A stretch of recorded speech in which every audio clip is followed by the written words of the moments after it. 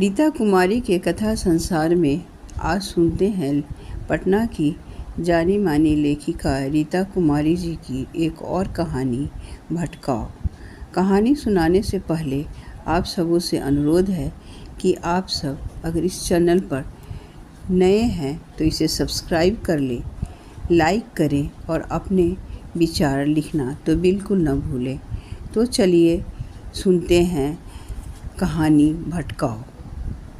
कभी कभी जब हम खुशियों के समुद्र में डुबकियां लगा रहे होते हैं, हमें पता ही नहीं होता कि कब दबे पांव हमारी खुशियां हमारे हाथों से फिसल गई और हम उसे तीसरी नज़रों से निहारते रह जाते हैं, पर वह फिर हमें वापस नहीं मिलता। नैना के पास क्या नहीं था? हैंडसम पति, शानदार घराना, समाज में प्रतिष्ठा और दो प्यारी बेटियां निशा और नेहा। उसको जानने वाले लोग और रिश्तेदार उसकी किस्मत पर रस करते पर कहते हैं वक्त से उससे के बदलने की सीख नहीं मिली है, तो वह सिखा देता है कि परिवर्तन तो जीवन का अहम हिस्सा है। सब दिन होत न एक समान उसका मूल मंत्र होता है। नैना ने विवाह के बाद के पूरे 25 वर्ष अपने इसी पति घर में गुजारे थे। विगत 25 वर्षों से ससुराल में ऐसी रच बस गई थी कि यह भूल ही गई थी कि वह एक निम्न मध्यम वर्गीय परिवार की बेटी थी। उसकी सुंदरता और गाने की अभूतपूर्व क्षमता के कारण यह संबंध उसकी झोली में आ गिरा था। जब हेमंत जी ने उसकी सहेली तनुजा की शादी में उसे देखकर पसंद कर लिया था, तो उसके माता पिता बेहद खुश हो गए थे। इस रिश्ता को पाकर तो उनके खुशी का परवार न रहा। यहाँ तक कि विदाई के समय भी आंसुओं के बीच मुस्कुरा रहे थे, माने उनकी बेटी किसी राजघराने में ब्याही गई हो जहाँ खुशियाँ ही खुशियाँ मिलेगी।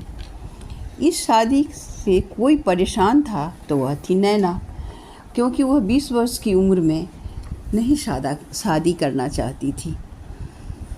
वह भी उस समय जब उसका कैरियर एक नए मुकाम की तरफ मुड़ रहा था। उसकी मधुर आवाज़ और संगीत के प्रति उसका समर्पण देखकर उसके गुरुजी कौशल किशोर जी का कहना था कि ऐसा संयोग बिरले ही मिलता है जहां आवाज़ और गाने वाले का समर्पण दोनों उच्च कोटि का हो। वह उसे हमेशा प्रोत्साहित करते कि अगर वह इसी तरह मेहनत करती रही तो वह दिन दूर नहीं है जब धन दौलत सब उसके कदमों में होंगी। जब उसने अपने मन की बात अपनी माँ से बताई तो माँ ने हंसते हुए कहा था, अरे तू तो भाग्यवान है जो इतना अच्छा रिश्ता घर बैठे खुद चल कर आ गया।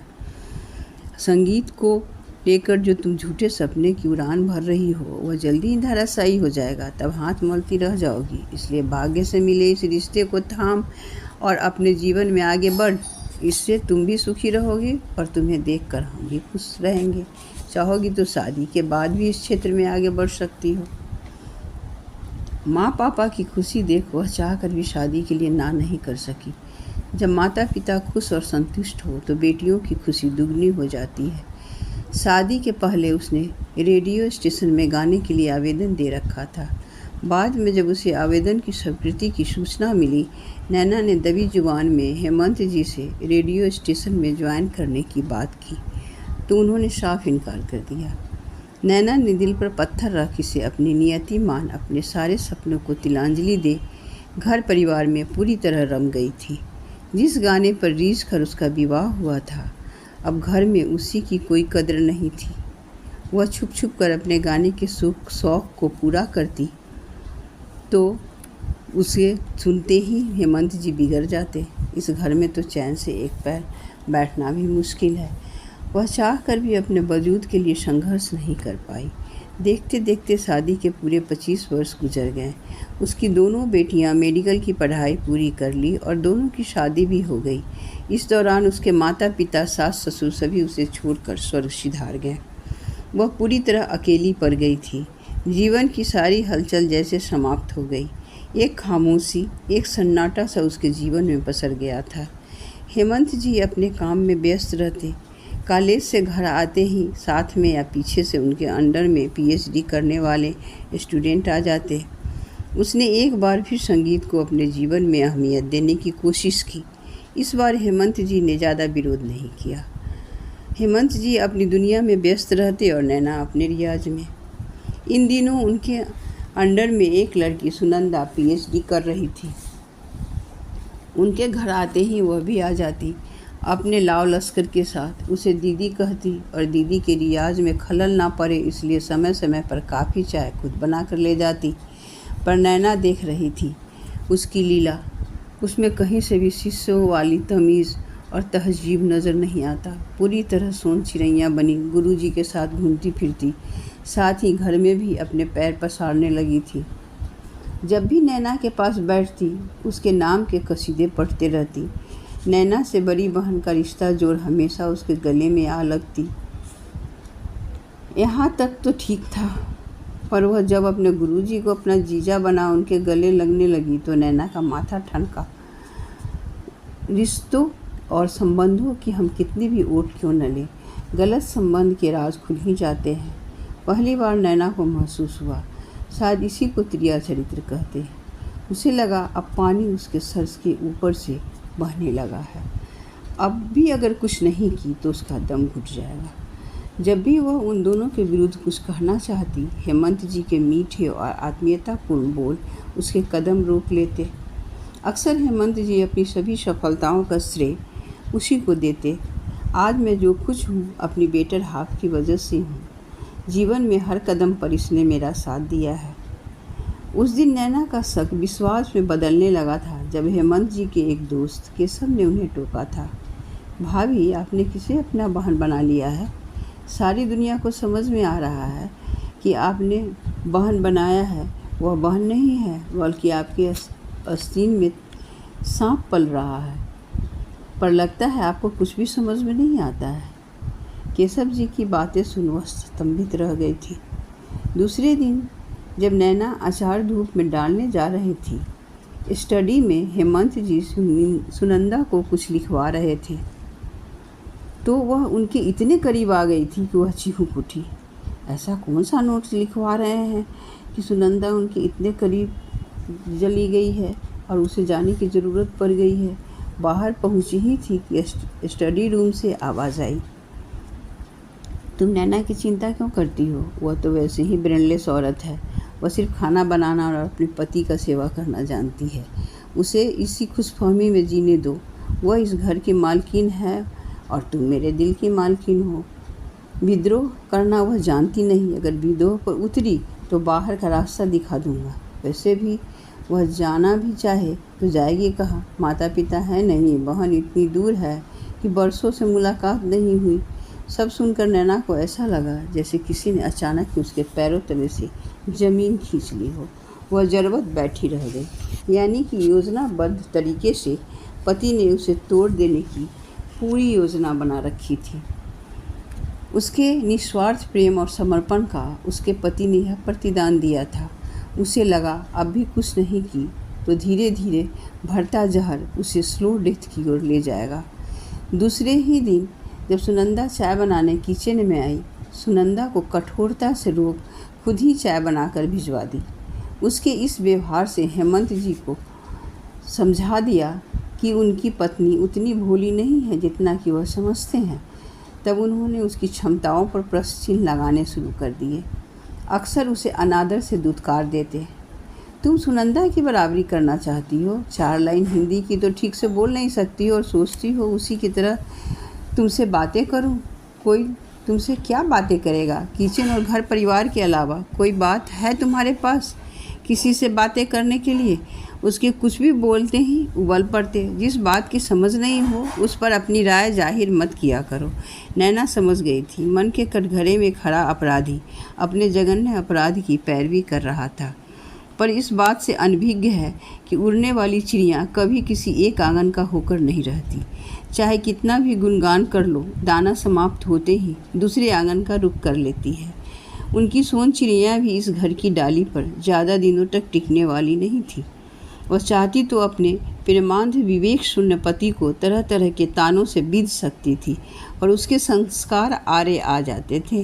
फिर भी सुनंदा का पति के जीवन में बढ़ती दखलंदाजी को देख नैना को लगा यह हेमंत जी का प्यार नहीं भटकाव मात्र है। इसलिए अब उन्हें समझाना और खुलकर विरोध करना जरूरी हो गया था।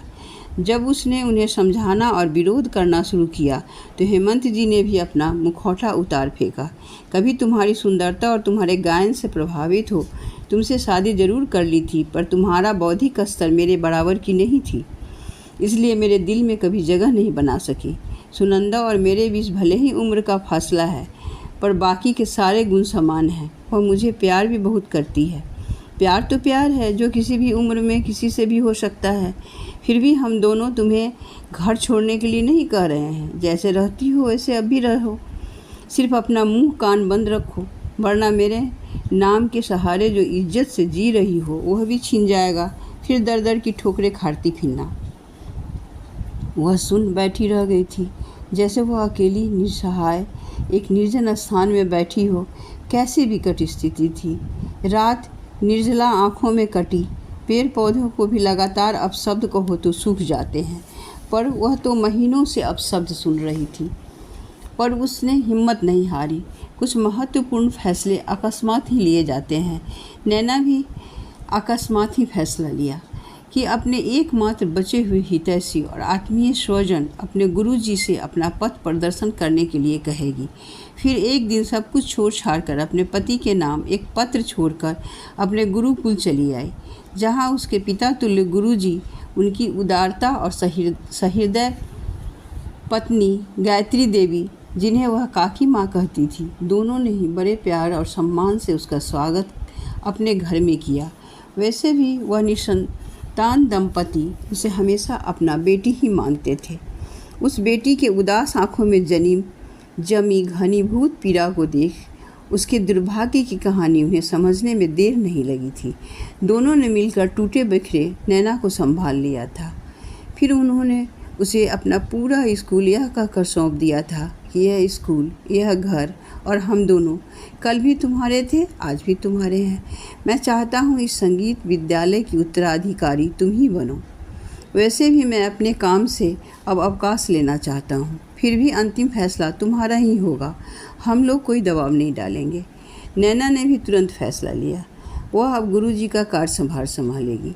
जब इसकी सूचना उसने हेमंत जी को भेजी, वह भी उसे सबक सिखाने के लिए गुस्से में आकर उसकी कोई खोज खबर नहीं ली। भले ही दोनों के बीच तलाक नहीं हुआ, फिर भी बरसों दोनों के बीच कोई बातचीत नहीं हुई। गुरुजी का स्थान संभालते ही नैना में गजब का आत्मविश्वास आ गया और उसने देखते देखते ही उस स्कूल को सफलता की ऊंचाइयों पर पहुंचा दिया। वह खुद भी जगह जगह होने वाले प्रोग्राम में भाग लेने लगी। उसके बढ़ते नाम और शोहरत को देख उसकी व्यस्त बेटियां भी समय निकाल कर उसे प्रोत्साहित करने लगी। बेटियों को नैना ने कुछ भी नहीं बताया, फिर भी इधर उधर से उन्हें बहुत कुछ पता चल ही गया था। इसलिए वे भी पापा के पास जाने के बजाय ज़्यादातर माँ के पास ही चली जाती। हेमंत जी को भी होश तब आया जब नैना के जाने के 2 साल बाद उनकी सोन चिड़ैया PhD पूरा होते ही फुर हो गई। अब वह बेहद दुखी थे कि कैसे उनकी मति मारी गई, जो एक शरीर की खातिर अपना मान सम्मान सब दांव पर लगा दिए। यह भी नहीं सोचा कि वैसी लड़की एक बूढ़े आदमी के साथ कब तक रह सकती थी। उसके सम्मोहन में न हर सुख दुख में साथ देने वाली पत्नी के विषय में कुछ सोचा, न अपनी गृहस्थी के चिथड़े उड़ने का कोई कलेश हुआ। अब ठगे से सुख शांति मान प्रतिष्ठा सब खोकर पश्चाताप के आंसू बहा रहे थे। अब वह यह भी मान रहे थे कि सारा दोष उन्हीं का था। न सुनंदा की कोई गलती थी न नैना की। अब उसी नैना को पाने का हर संभव प्रयास कर रहे थे, जिसे कभी दूध की मक्खी की तरह निकाल कर फेंका था, उसी का इंतज़ार कर रहे थे। हर समय उनकी उदास और सूनी आंखें दरवाजे पर ही लगी रहती। शायद नैना लौट आए, पर नैना कभी नहीं लौटी और वो उसका इंतज़ार ही करते रह गए। धन्यवाद। अभी आप सुन रहे थे लेखिका रीता कुमारी जी की कहानी भटकाव। अगर यह कहानी आपको पसंद आती है तो इस चैनल को सब्सक्राइब करें, लाइक करें और अपने विचार लिखना तो बिल्कुल न भूलें। धन्यवाद।